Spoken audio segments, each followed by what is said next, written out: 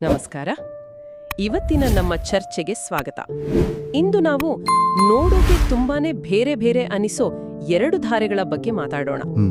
ಒಂದು ಕಡೆ ಆಧ್ಯಾತ್ಮಿಕ ಗುರು ಓಶೋ ಮತ್ತು ಅವರ ಧ್ಯಾನದ ವಿಧಾನಗಳು, ಇನ್ನೊಂದು ಕಡೆ ಆಧುನಿಕ ಮನೋವಿಜ್ಞಾನದ ಸ್ವಕರುಣೆ ಅಥವಾ ಸೆಲ್ಫ್ ಕಂಪ್ಯಾಷನ್. ಹೌದು, ನಮ್ಮ ಮುಂದಿರುವ ಮಾಹಿತಿ ಬಹಳನೇ ಕುತೂಹಲಕಾರಿಯಾಗಿದೆ.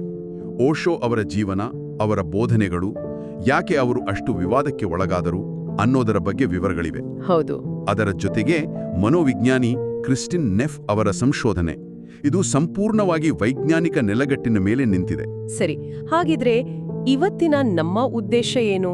ಈ ಎರಡು ಧಾರೆಗಳನ್ನ ಅಕ್ಕಪಕ್ಕ ಇಟ್ಟು ನೋಡೋದು. ಓಶೋ ಅವರ ಪ್ರಕಾರ ಧ್ಯಾನ, ಸ್ವ ಅರಿವು ಅಂದ್ರೆ ಏನು? ಅದೇ ವಿಷಯವನ್ನ ಇವತ್ತಿನ ಸೈಕಾಲಜಿ ಹೇಗೆ ನೋಡುತ್ತೆ? ಇವೆರಡಕ್ಕೂ ಏನಾದ್ರೂ ಸಂಬಂಧ ಇದೆಯಾ, ಅಥವಾ ಇವು ಉತ್ತರ ದಕ್ಷಿಣ ಧ್ರುವಗಳಿದ್ದ ಹಾಗೇನಾ? ಇದನ್ನ ತಿಳಿದುಕೊಳ್ಳೋದೇ ಇವತ್ತಿನ ಚರ್ಚೆಯ ಗುರಿ. ಖಂಡಿತ. ಓಶೋ ಅವರದ್ದು ಒಂದು ತೀವ್ರವಾದ ಅನುಭವಾತ್ಮಕ ದಾರಿ, ಸ್ವಕರುಣೆಯದ್ದು ಹೆಚ್ಚು ಸೌಮ್ಯವಾದ, ವೈಜ್ಞಾನಿಕವಾಗಿ ಪರೀಕ್ಷಿಸಲ್ಪಟ್ಟ ದಾರಿ. ಸೊ ಈ ಎರಡರ ನಡುವೆ ಅಡಗಿರುವ ಸಾಮ್ಯತೆಗಳು ಮತ್ತು ವ್ಯತ್ಯಾಸಗಳನ್ನು ಹುಡುಕೋಣ. ಅದ್ಭುತ. ಶುರು ಮಾಡೋಕ್ಕೂ ಮುಂಚೆ ಓಶೋ ಬಗ್ಗೆ ಒಂದು ಚಿಕ್ಕ ಹಿನ್ನೆಲೆ. ಮಧ್ಯಪ್ರದೇಶದಲ್ಲಿ ಹುಟ್ಟಿದ ಚಂದ್ರಮೋಹನ್ ಜೈನ್, ಹೌದು, ಮುಂದೆ ಆಚಾರ್ಯ ರಜನೀಶ್ ಆಗಿ ಕೊನೆಗೆ ಓಶೋ ಅಂತಾನೆ ಪ್ರಪಂಚಕ್ಕೆ ಪರಿಚಿತರಾದ್ರು. ತಮ್ಮ 21ನೇ ವಯಸ್ಸಿಗೆ ಜ್ಞಾನೋದಯ ಆಯ್ತು ಅಂತ ಅವರೇ ಹೇಳ್ಕೊಂಡಿದ್ರು. ಅವರ ಮಾತುಗಳು ಎಷ್ಟು ಜನರನ್ನು ಆಕರ್ಷಿಸುತ್ತಿತ್ತೋ ಅಷ್ಟೇ ವಿವಾದಗಳನ್ನು ಸೃಷ್ಟಿಸುತ್ತಿತ್ತು. ನಿಜ. ಅದರಲ್ಲೂ ಅಮೆರಿಕಾದಲ್ಲಿ ಅವರು ಕಟ್ಟಿದ ಆಶ್ರಮ, ಅವರ 93 ರೋಲ್ಸ್ ರೈಸ್ ಕಾರುಗಳು, ಇವೆಲ್ಲ ದೊಡ್ಡ ಸುದ್ದಿಯಾಗಿತ್ತು. ಅವರ ವ್ಯಕ್ತಿತ್ವವೇ ಒಂದು ದೊಡ್ಡ ಚರ್ಚೆಯ ವಿಷಯ. ಸದ್ಯಕ್ಕೆ ನಾವು ಅವರ ಬೋಧನೆಗಳ ತಿರುಳಿನ ಕಡೆ ಗಮನ ಕೊಡೋಣ. ಓಕೆ, ಹಾಗಾದ್ರೆ ನೇರವಾಗಿ ವಿಷಯಕ್ಕೆ ಬರೋಣ.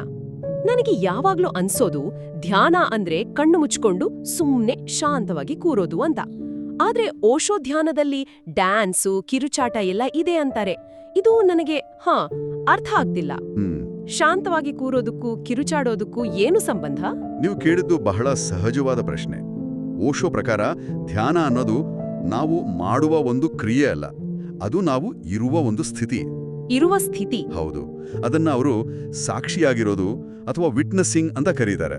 ಅಂದ್ರೆ ನಮ್ಮೊಳಗೆ ನಡೆಯೋ ಆಲೋಚನೆಗಳು, ಏಳೋ ಭಾವನೆಗಳು, ದೇಹದ ಸಂವೇದನೆಗಳು, ಇವನ್ನೆಲ್ಲ ಯಾವುದೇ ತೀರ್ಪು ಕೊಡದೆ, ಅದಕ್ಕೆ ಅಂಟುಕೊಳ್ಳದೆ ಒಬ್ಬ ಪ್ರೇಕ್ಷಕನ ತರ ದೂರದಿಂದ ಗಮನಿಸೋದು. ಒಂದು ನಿಮಿಷ, ಪ್ರೇಕ್ಷಕನ ತರ ಗಮನಿಸೋದೇ ಧ್ಯಾನ ಆದ್ರೆ ಮತ್ಯಾಕೆ ಈ ಡೈನಾಮಿಕ್, ಕುಂಡಲಿನಿ, ನಟರಾಜ ಅಂತ ಬೇರೆ ಬೇರೆ ಟೆಕ್ನಿಕ್ಗಳು? ಅವೆಲ್ಲ ಮಾಡ್ಬೇಕಲ್ಲ, ಅದು ಕ್ರಿಯೆ ತಾನೆ? ಇಲ್ಲಿಯೇ ಓಶೋ ಅವರ ವಿಶಿಷ್ಟತೆ ಇರೋದು. ಅವರ ಪ್ರಕಾರ ಆ ಟೆಕ್ನಿಕ್ಗಳೇ ಧ್ಯಾನ ಅಲ್ಲ, ಅವು ಧ್ಯಾನದ ಸ್ಥಿತಿಯನ್ನು ತಲುಪಲಿಕ್ಕೆ ಇರುವ ಸೇತುವೆಗಳು ಮಾತ್ರ. ಸೇತುವೆಗಳು? ಹೌದು. ಅವರು ವಾದಿಸೋದೇನಂದ್ರೆ, ಇವತ್ತಿನ ಆಧುನಿಕ ಮನುಷ್ಯನ ಮನಸ್ಸು ಕಸದ ತೊಟ್ಟಿ ತರ ಆಗಿದೆ. ಹೌದು. ಒತ್ತಡ, ಆತಂಕ, ಅದುಮಿ ಹಿಡಿದ ಕೋಪ, ದುಃಖ ಇಷ್ಟೆಲ್ಲ ಇಟ್ಕೊಂಡು ನೇರವಾಗಿ ಹೋಗಿ ಸುಮ್ನೆ ಕೂತ್ಕೋ ಅಂದ್ರೆ ಆ ಕಸವೆಲ್ಲ ಒಳಗೆ ಕುದಿಯೋಕ್ ಶುರುವಾಗುತ್ತೆ. ನಿಜ. 5 ನಿಮಿಷ ಸುಮ್ನೆ ಕೂರೋಕೆ ಟ್ರೈ ಮಾಡಿದ್ರೆ ಪ್ರಪಂಚದ ಯೋಚನೆಗಳೆಲ್ಲ ಅವಾಗ್ಲೇ ತಲೆಗೆ ಬರುತ್ತೆ. ನಿಖರವಾಗಿ. ಅದಕ್ಕೆ ಓಶೋ ಹೇಳೋದು, ಮೊದಲು ಆ ಕಸವನ್ನೆಲ್ಲ ಹೊರಗೆಸೆಯಬೇಕು. ಒಂದು ರೀತಿಯ ಕ್ಯಾಥಾರ್ಸಿಸ್ ಅಥವಾ ಭಾವನಾತ್ಮಕ ಶುದ್ಧೀಕರಣ ಆಗ್ಬೇಕು. ಅದಕ್ಕಾಗಿಯೇ ಅವರು ಈ ಸಕ್ರಿಯ ಧ್ಯಾನಗಳನ್ನು ರೂಪಿಸಿದ್ದು. ಹಾಗಾದ್ರೆ ಮನಸ್ಸನ್ನು ನಿಯಂತ್ರಿಸೋ ಬದಲು ಮೊದಲು ಅದನ್ನ ಖಾಲಿ ಮಾಡ್ಬೇಕು ಅನ್ನೋದು ಅವರ ಐಡಿಯಾ. ಹೌದು. ಮೊದಲು ದೇಹ ಮತ್ತು ಮನಸ್ಸನ್ನು ದಣಿಸಿ ಖಾಲಿ ಮಾಡಿ ಆಮೇಲೆ ಬರುವ ಮೌನದಲ್ಲಿ ಸಾಕ್ಷಿಯಾಗಿರೋದು ಸುಲಭವಾಗುತ್ತೆ. ಹಾಗಾದ್ರೆ ಮನಸ್ಸು ಮತ್ತು ಪ್ರಜ್ಞೆ ಬಗ್ಗೆ ಅವರ ಅಭಿಪ್ರಾಯ ಏನು? ಮನಸ್ಸು ಅಂದ್ರೆ ನಾವೇ ಅಲ್ವಾ? ಓಶೋ ಪ್ರಕಾರ ಅಲ್ಲ. ಮನಸ್ಸು ಅನ್ನೋದು ಅಂದ್ರೆ ಸಮಾಜ, ಪೋಷಕರು, ಶಿಕ್ಷಣ ನಮ್ಗೆ ಕೊಟ್ಟ ಒಂದು ಸಾಫ್ಟ್ವೇರ್ ಇದ್ದ ಹಾಗೆ. ಸಾಫ್ಟ್ವೇರ್? ಹೌದು. ಅದು ನಾವಲ್ಲ, ಅದು ಎರವಲು ಪಡೆದಿದ್ದು. ನಮ್ಮ ನಿಜವಾದ ಸ್ವರೂಪ ಪ್ರಜ್ಞೆ, ಅದು ನಮ್ಮ ಅಸ್ತಿತ್ವದ ಕೇಂದ್ರ. ಧ್ಯಾನದ ಅಂತಿಮ ಗುರಿ ಈ ಎರವಲು ಪಡೆದ ಮನಸ್ಸಿನ ಸದ್ದನ್ನು ಮೀರಿ ನಮ್ಮ ಮೂಲ ಪ್ರಜ್ಞೆಯನ್ನು ತಲುಪುವುದು. ಅದನ್ನೇ ಅವರು ನೋ ಮೈಂಡ್ ಅಂತ ಕರೆಯೋದು. ಮನಸ್ಸು ರಹಿತ ಸ್ಥಿತಿ. ಹೌದು. ಮನಸ್ಸು ಅನ್ನೋದು ನಾವು ಎರವಲು ಪಡೆದಿದ್ದು. ಇದು ಕೇಳೋಕ್ ಸ್ವಲ್ಪ ಗಾಬರಿ ಆಗತ್ತೆ. ಅಂದ್ರೆ ನಮ್ಮ ಸ್ವಂತ ಯೋಚನೆ ಅಂತ ಯಾವುದೂ ಇಲ್ವಾ? ಸುಳ್ಳು ಅಂತಲ್ಲ, ಆದ್ರೆ ಅದು ನಮ್ಮ ಮೂಲ ಸ್ವರೂಪ ಅಲ್ಲ ಅನ್ನೋದು ಅವರ ವಾದ. ಅದು ಕೇವಲ ಒಂದು ಮೇಲ್ಪದರ. ಆ ಪದರವನ್ನು ದಾಟಿ ಒಳಗೆ ಹೋಗುವುದೇ ಆಧ್ಯಾತ್ಮಿಕ ಪಯಣ. ನಿಖರವಾಗಿ. ಸರಿ, ಇದು ಕುತೂಹಲಕಾರಿಯಾಗಿದೆ. ಈಗ ಅವರ ಸಕ್ರಿಯ ಧ್ಯಾನಗಳ ಬಗ್ಗೆ ನೋಡೋಣ. ಡೈನಾಮಿಕ್ ಮೆಡಿಟೇಷನ್ ಅಂತ ಕೇಳಿದೀನಿ. ಅದು ಕೇಳೋಕೊಂಥರ ವಿಚಿತ್ರವಾಗಿದೆ. ಸಾರ್ವಜನಿಕವಾಗಿ ಹೀಗೆ ಕಿರುಚಾಳಿದ್ರೆ ಜನ ಹುಚ್ಚರು ಅನ್ಕೊಳಲ್ವಾ? ಖಂಡಿತ ಅನ್ಕೋತಾರೆ. ಅದಕ್ಕೆ ಇದನ್ನ ಮುಚ್ಚಿದ ಕೋಣೆಯಲ್ಲಿ ಮಾಡಬೇಕು ಅಂತ ಅವ್ರು ಹೇಳೋದು. ಓಕೆ. ಇದರಲ್ಲಿ 5 ಹಂತಗಳಿವೆ, ಪ್ರತಿಯೊಂದಕ್ಕೂ ಒಂದೊಂದು ವೈಜ್ಞಾನಿಕ ಕಾರಣವಿದೆ. ಹೇಳಿ. ಮೊದಲ ಹಂತ 10 ನಿಮಿಷಗಳ ಕಾಲ ಮೂಗಿನ ಮೂಲಕ ಅಸ್ತವ್ಯಸ್ತವಾಗಿ ವೇಗವಾಗಿ ಉಸಿರಾಡೋದು. ಯಾಕೆ ಹಾಗೆ? ಅದರಿಂದ ಏನಾಗುತ್ತೆ? ಹಾಗೆ ಉಸಿರಾಡಿದಾಗ ದೇಹದಲ್ಲಿ ಆಮ್ಲಜನಕದ ಪ್ರಮಾಣ ಹೆಚ್ಚಾಗಿ ಶಕ್ತಿ ಜಾಗೃತವಾಗುತ್ತೆ. ನಮ್ಮ ದೇಹದಲ್ಲಿ ಬ್ಲಾಕ್ ಆಗಿರೋ ಶಕ್ತಿಯನ್ನ ಅದು ಸಡಿಲಗೊಳಿಸುತ್ತೆ. ಓಕೆ. 2ನೇ ಹಂತವೇ ಆ ಸ್ಫೋಟದ ಹಂತ ಅಲ್ವಾ? ಹೌದು. ಮುಂದಿನ 10 ನಿಮಿಷ ಸಂಪೂರ್ಣ ಸ್ಫೋಟ. ನಿಮಗೇನನ್ಸುತ್ತೋ ಅದನ್ನ ಮಾಡೋದು. ಅಂದ್ರೆ ಕಿರ್ಚಬೇಕನ್ಸಿದ್ರೆ ಕಿರ್ಚೋದು, ಅಳಬೇಕನ್ಸಿದ್ರೆ ಅಳೋದು, ನಗೋಬೇಕು, ಕುಣಿಬೇಕು, ಮನಸ್ಸಿನಲ್ಲಿ ಅದ್ಮಿಟ್ಟಿದ್ದನ್ನೆಲ್ಲ ಯಾವುದೇ ಅಡೆತಡೆ ಇಲ್ಲದೆ ಹೊರಹಾಕೋದು. ಇದೇ ಕೆಥಾರ್ಸಿಸ್. ಹೌದು. 3ನೇ ಹಂತದಲ್ಲಿ 10 ನಿಮಿಷ ಕೈಗಳನ್ನ ಮೇಲಕ್ಕೆತ್ತಿ ಹೂ ಹೂ ಹೂ ಅಂತ ಕೂಗುತ್ತಾ ಕುಣಿಬೇಕು ಅಂತ ಕೇಳಿದ್ದೀನಿ. ಇದ್ಯಾಕೆ? ಈ ಹೂ ಅನ್ನೋ ಶಬ್ದ ನಮ್ಮ ದೇಹದ ಲೈಂಗಿಕ ಕೇಂದ್ರವಾದ ಮೂಲಾಧಾರ ಚಕ್ರಕ್ಕೆ ನೇರವಾಗಿ ತಾಕುತ್ತೆ ಅಂತ ಓಶೋ ಹೇಳ್ತಾರೆ. ಓ. ಹಾಗೆ ಕುಣಿದು ಕೂಗಿದಾಗ ಅಲ್ಲಿ ಸಂಗ್ರಹವಾಗಿರೋ ಶಕ್ತಿ ಮೇಲಕ್ಕೆ ಚಲಿಸುತ್ತೆ. ಓಕೆ. ಇದೆಲ್ಲ ಆದ್ಮೇಲೆ 4ನೇ ಹಂತ 15 ನಿಮಿಷಗಳ ಕಾಲ ಇದ್ದಕ್ಕಿದ್ದಂತೆ ನಿಲ್ಲಿಸೋದು, ಪ್ರತಿಮೆಯಂತೆ. ಹೌದು. ಇದು ಅತ್ಯಂತ ಪ್ರಮುಖ ಹಂತ. ಮೊದಲ 3 ಹಂತಗಳಲ್ಲಿ ದೇಹ ಮತ್ತು ಮನಸ್ಸನ್ನು ಸಂಪೂರ್ಣವಾಗಿ ದಣಿಸಿರ್ತೀವಿ. ಈಗ ಇದ್ದಕ್ಕಿದ್ದಂತೆ ನಿಂತಾಗ ಮನಸ್ಸು ಕೂಡ ಸ್ತಬ್ಧವಾಗುತ್ತೆ. ಆಲೋಚನೆಗಳು ಬಹುತೇಕ ನಿಂತಿರ್ತವೆ. ಆ ಸಂಪೂರ್ಣ ಮೌನದಲ್ಲಿ ನಿಮ್ಮೊಳಗೆ ಏನಾಗ್ತಿದೆ ಅನ್ನೋದನ್ನ ಕೇವಲ ಸಾಕ್ಷಿಯಾಗಿ ಗಮನಿಸಬೇಕು. ಇಲ್ಲಿ ನಿಜವಾದ ಧ್ಯಾನ ಶುರುವಾಗುತ್ತೆ. ನಿಖರವಾಗಿ. ಮತ್ತು ಕೊನೆಯಲ್ಲಿ 5ನೇ ಹಂತದಲ್ಲಿ 15 ನಿಮಿಷ ನೃತ್ಯ ಮಾಡಿ ಸಂಭ್ರಮಿಸೋದು. ಹೌದು. ಆ ಮೌನದಲ್ಲಿ ಸಿಕ್ಕ ಅನುಭವ, ಆ ಶಕ್ತಿಯನ್ನು ಸಂಭ್ರಮಿಸೋದು. ಓಶೋ ಹೇಳೋ ಈ ಸಾಕ್ಷಿಯಾಗಿರುವುದು, ಅಂದ್ರೆ ನಮ್ಮ ಭಾವನೆಗಳನ್ನ ತೀರ್ಪು ಕೊಡದೆ ನೋಡೋದು, ಇದು ಕೇಳೋಕೆ ಆಧುನಿಕ ಸೈಕಾಲಜಿಯಲ್ಲಿ ಬರೋ ಮೈಂಡ್ಫುಲ್ನೆಸ್ ತರಾನೇ ಇದೆಯಲ್ಲ? ಅತ್ಯುತ್ತಮ ಕನೆಕ್ಷನ್. ನೀವು ಹೇಳಿದ್ದು 100ಕ್ಕೆ 100 ಸರಿ. ಅಲ್ಲಿಂದ ಶುರು ಮಾಡೋಣವೇ ನಮ್ಮ ಚರ್ಚೆಯ 2ನೇ ಭಾಗವನ್ನ? ಖಂಡಿತ. ಓಶೋ ಅವರ ವಿಟ್ನೆಸಿಂಗ್ ಮತ್ತು ಮನೋವಿಜ್ಞಾನದ ಮೈಂಡ್ಫುಲ್ನೆಸ್ ಬಹಳ ಹತ್ತಿರದ ಸಂಬಂಧಿಗಳು. ಸೊ ಈಗ ನಾವು ಮನೋವಿಜ್ಞಾನಿ ಕ್ರಿಸ್ಟಿನ್ ನೆಫ್ ಅವರ ಸ್ವಕರುಣೆ ಪರಿಕಲ್ಪನೆಯ ಕಡೆಗೆ ಬರೋಣ. ಹೌದು. ಕ್ರಿಸ್ಟಿನ್ ನೆಫ್ ಪ್ರಕಾರ ಸ್ವಕರುಣೆಯಲ್ಲಿ 3 ಮುಖ್ಯ ಅಂಶಗಳಿವೆ. ಮೊದಲನೇದು ಸ್ವದಯೆ ಅಥವಾ ಸೆಲ್ಫ್ ಕೈಂಡ್ನೆಸ್. ಹೌದು. ಸ್ವದಯೆ ಅಂದ್ರೆ ನಾವು ಸೋತಾಗ, ತಪ್ಪು ಮಾಡಿದಾಗ ಅಥವಾ ನೋವಿನಲ್ಲಿದ್ದಾಗ ನಮ್ಮನ್ನು ನಾವೇ ಬೈದುಕೊಳ್ಳೋದು, ಟೀಕಿಸ್ಕೊಳ್ಳೋದು ಬಿಟ್ಟು ನಮ್ಮ ಜೊತೆ ಒಬ್ಬ ಆಪ್ತ ಸ್ನೇಹಿತನ ತರ ನಡ್ಕೊಳ್ಳೋದು. ಎಕ್ಸಾಕ್ಟ್ಲಿ. ಅಂದ್ರೆ ನಮ್ಮ ಗೆಳೆಯನೊಬ್ಬ ಸೋತಾಗ ನೀನ್ ವೇಸ್ಟ್ ಅಂತ ಬೈಯಲ್ಲ ಅಲ್ವಾ, ಪರವಾಗಿಲ್ಲ ಬಿಡು ಆಗತ್ತೆ ಅಂತ ಸಮಾಧಾನ ಮಾಡ್ತೀವಿ. ಅದೇ ರೀತಿ ನಮ್ಮ ಜೊತೆ ನಾವೇ ಮಾತಾಡೋದು, ಸರಿನಾ? ನಿಖರವಾಗಿ. ನಮ್ಮ ಒಳಗಿನ ಆ ಟೀಕಾಕಾರನ ಧ್ವನಿಯನ್ನು ಕಡಿಮೆ ಮಾಡಿ ದಯೆಯ ಧ್ವನಿಯನ್ನು ಹೆಚ್ಚಿಸುವುದು. ಓಕೆ. 2ನೇ ಅಂಶ ಸಾಮಾನ್ಯ ಮಾನವೀಯತೆ ಅಥವಾ ಕಾಮನ್ ಹ್ಯುಮ್ಯಾನಿಟಿ. ಇದರ ಅರ್ಥ ಕಷ್ಟ, ನೋವು, ವೈಫಲ್ಯ ಅನ್ನೋದು ನಮಗ ಮಾತ್ರ ಬರೋದಲ್ಲ, ಅದು ಮನುಷ್ಯರಾಗಿ ಹುಟ್ಟಿದ ಎಲ್ಲರ ಜೀವನದ ಭಾಗ ಅಂತ ಅರ್ಥ ಮಾಡ್ಕೊಳ್ಳೋದು. ಹೌದು. ನನಗೆ ಮಾತ್ರ ಯಾಕೆ ಹೀಗಾಯ್ತು ಅನ್ನೋ ಬದಲು ಹೀಗಾಗೋದು ಸಹಜ ಅಂತ ಅಂಟ್ಕೊಳ್ಳೋದು. ಹೌದು. ಈ ಅರಿವು ನಮ್ಮನ್ನು ಆ ಏಕಾಂಗಿತನದ ಭಾವನೆಯಿಂದ ಹೊರಗೆ ತರುತ್ತೆ. ನಾವೊಬ್ಬರೇ ಈ ಸಂಕಟದಲ್ಲಿಲ್ಲ ಅನ್ನೋ ತಿಳುವಳಿಕೆ ಬರುತ್ತೆ.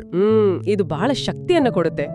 ಈಗ 3ನೇದು ನಾವಾಗ್ಲೇ ಮಾತಾಡಿದ ಸಾವಧಾನತೆ ಅಥವಾ ಮೈಂಡ್ಫುಲ್ನೆಸ್. ಹೌದು. ಇದು ನಮ್ಮ ನಕಾರಾತ್ಮಕ ಭಾವನೆಗಳ ಜೊತೆ ನಾವು ಹೇಗೆ ವ್ಯವಹರಿಸ್ತೇವೆ ಅನ್ನೋದ್ರ ಬಗ್ಗೆ. ಸಾಮಾನ್ಯವಾಗಿ ನಮಗೆ ಕೋಪ, ದುಃಖ ಬಂದಾಗ ನಾವು 2 ತಪ್ಪುಗಳನ್ನು ಮಾಡ್ತೀವಿ. ಏನು?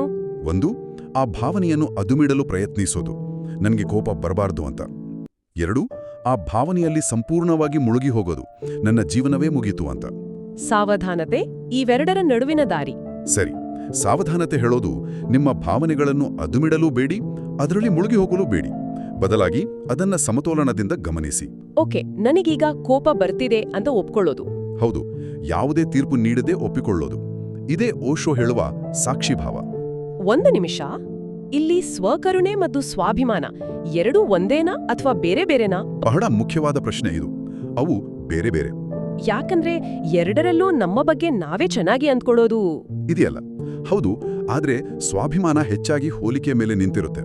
ನಾನು ಅವನಿಗಿಂತ ಚೆನ್ನಾಗಿದ್ದೀನಿ, ನಾನು ಅವಳಿಗಿಂತ ಹೆಚ್ಚು ಯಶಸ್ವಿಯಾಗಿದ್ದೀನಿ. ಅಂದ್ರೆ ನಮ್ಮನ್ನು ಬೇರೆಯವರಿಗಿಂತ ಉತ್ತಮ ಅಂತ ಅಂದ್ಕೊಂಡಾಗ ಬರೋದು. ಹೌದು. ಸೊ ಇದು ಯಶಸ್ಸಿನ ಮೇಲೆ ಅವಲಂಬಿತ. ಸೋತಾಗ ಸ್ವಾಭಿಮಾನ ಪಾತಾಳಕ್ಕೆ ಇಳಿಯುತ್ತೆ. ಖಂಡಿತ. ಆದರೆ ಸ್ವಕರುಣೆ ಹಾಗಲ್ಲ.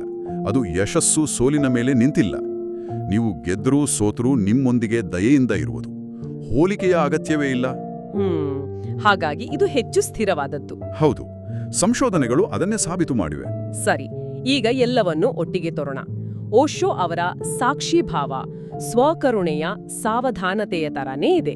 ಹೌದು. ಓಶೋ ಅವರ ನಿಮ್ಮನ್ನು ನೀವು ಪ್ರೀತಿಸಿ ಅನ್ನೋ ಸಂದೇಶ ಸ್ವಕರುಣೆಯ ಸ್ವದಯೆಯ ತರನೇ ಇದೆ. ಈಗ ಸಾಮಾನ್ಯ ಮಾನವೀಯತೆ ಬಗ್ಗೆ ಏನ್ ಹೇಳೋದು? ಇಲ್ಲೂ ಒಂದು ಅದ್ಭುತವಾದ ಹೋಲಿಕೆ ಇದೆ. ಓಶೋ ಆಧುನಿಕ ಮನುಷ್ಯನನ್ನ ನ್ಯೂರಾಟಿಕ್ ಅಂತ ಕರೆದು ಪ್ರತಿಯೊಬ್ಬರೊಳಗೂ ಒಂದು ಹುಚ್ಚಾಸ್ಪತ್ರೆ ಇದೆ ಅಂತಾರೆ.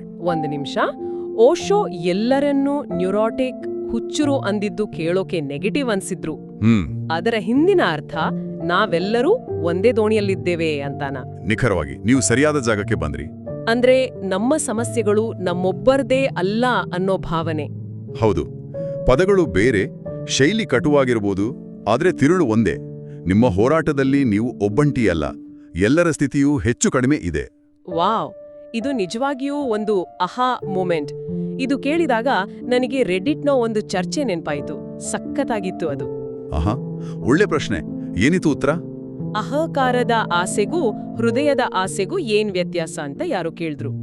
ಒಬ್ರು ಹೇಳಿದ್ರು, ನಿಮ್ಮ ಕೆಲಸಕ್ಕೆ ಯಾರೂ ಚಪ್ಪಾಳೆ ತಟ್ಟಿದ್ದಿದ್ರು, ಯಾರೂ ಮೆಚ್ಚದಿದ್ರು, ನೀವು ಅದನ್ನೇ ಮಾಡ್ತಿದ್ರೆ ಅದು ಹೃದಯದ ಆಸೆ. ಅಹಂಕಾರಕ್ಕೆ ಯಾವಾಗ್ಲೂ ಪ್ರೇಕ್ಷಕರು ಬೇಕು ಅಂತ. ಅದ್ಭುತ. ಇದು ಓಶೋ ಹೇಳೋ ಮನಸ್ಸು ಪ್ರಜ್ಞೆ ಕಥೆಗೆ ಪರ್ಫೆಕ್ಟ್ ಆಗಿ ಮ್ಯಾಚ್ ಆಗುತ್ತೆ ಅಲ್ವಾ? ಹೌದಲ್ಲ?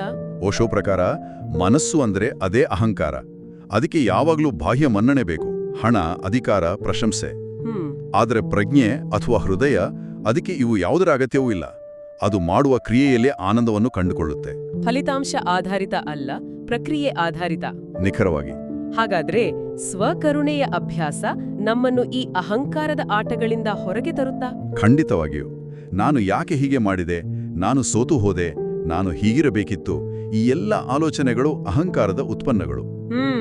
ಆದರೆ ಸ್ವಕರುಣೆ, ಪರವಾಗಿಲ್ಲ, ತಪ್ಪು ಮಾಡುವುದು ಮಾನವ ಸಹಜ ಎಂದು ಹೇಳಿದಾಗ ನಾವು ಆ ಅಹಂಕಾರದ ಹಿಡಿತದಿಂದ ಹೊರಬಂದು ನಮ್ಮ ನಿಜವಾದ ಸ್ವರೂಪದೊಂದಿಗೆ ಒಂದಾಗ್ತೇವೆ. ಹಾಗಾದ್ರೆ ಇವತ್ತಿನ ಈ ಇಡೀ ಚರ್ಚೆಯಿಂದ ನಾವು ತೆಗೆದುಕೊಳ್ಳಬಹುದಾದ ಮುಖ್ಯ ಅಂಶ ಏನು?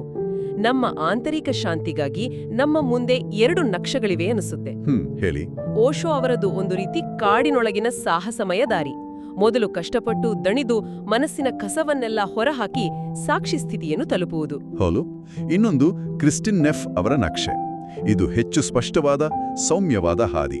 ಸ್ವದಯೆ, ಸಾಮಾನ್ಯ ಮಾನವೀಯತೆ ಮತ್ತು ಸಾವಧಾನತೆ ಎಂಬ 3 ಸಾಧನಗಳನ್ನು ಬಳಸಿಕೊಂಡು ನಮ್ಮೊಂದಿಗೆ ನಾವೇ ಒಂದು ಉತ್ತಮ ಸಂಬಂಧವನ್ನು ಬೆಳೆಸಿಕೊಳ್ಳುವುದು. ಹೌದು. ಒಂದು ಆಧ್ಯಾತ್ಮಿಕ ಮತ್ತು ಅನುಭಾವಾತ್ಮಕವಾದರೆ ಇನ್ನೊಂದು ಹೆಚ್ಚು ರಚನಾತ್ಮಕ ಮತ್ತು ವೈಜ್ಞಾನಿಕವಾಗಿದೆ. ಅಂತಿಮವಾಗಿ 2 ದಾರಿಗರು ನಮ್ಮನ್ನು ತಲುಪಿಸೋದು ಒಂದೇ ಜಾಗಕ್ಕೇನಾ? ಖಂಡಿತ. ಗುರಿ ಒಂದೇ, ದಾರಿಗಳು ಮಾತ್ರ ಬೇರೆ. ನಮ್ಮ ಆಂತರಿಕ ಜಗತ್ತಿನ ಗದ್ದಲದಿಂದ ಪಾರಾಗಿ ನಮ್ಮ ಮೂಲ ಸ್ವರೂಪದೊಂದಿಗೆ ಸಂಪರ್ಕ ಸಾಧಿಸುವುದು. ಈ ಚರ್ಚೆಯನ್ನು ಮುಗಿಸುವ ಮೊದಲು ಕೇಳುಗರು ಚಿಂತಿಸಲು ಒಂದು ಪ್ರಶ್ನೆಯನ್ನು ಬಿಟ್ಟು ಹೋಗೋಣ. ಓಕೆ. ಓಶೋ ಅವರ ಪ್ರಕಾರ ಧ್ಯಾನ ಅಂದ್ರೆ ಸಮಾಜ ನಮ್ಮ ಮೇಲೆ ಹೇರಿರುವ ಕಂಡೀಷನಿಂಗ್ ಅಥವಾ ಪ್ರೋಗ್ರಾಮಿಂಗ್ನಿಂದ ಸಂಪೂರ್ಣವಾಗಿ ಹೊರಬರುವುದು. ಅಂದರೆ ಇದೊಂದು ಡಿಪ್ರೋಗ್ರಾಮಿಂಗ್ ಪ್ರಕ್ರಿಯೆ. ಹೌದು. ನಮ್ಮ ಮನಸ್ಸಿನಲ್ಲಿರುವ ಎಲ್ಲಾ ಸಾಫ್ಟ್ವೇರ್ಗಳನ್ನು ಅನ್ಇನ್ಸ್ಟಾಲ್ ಮಾಡುವ ಹಾಗೆ. ಹೌದು.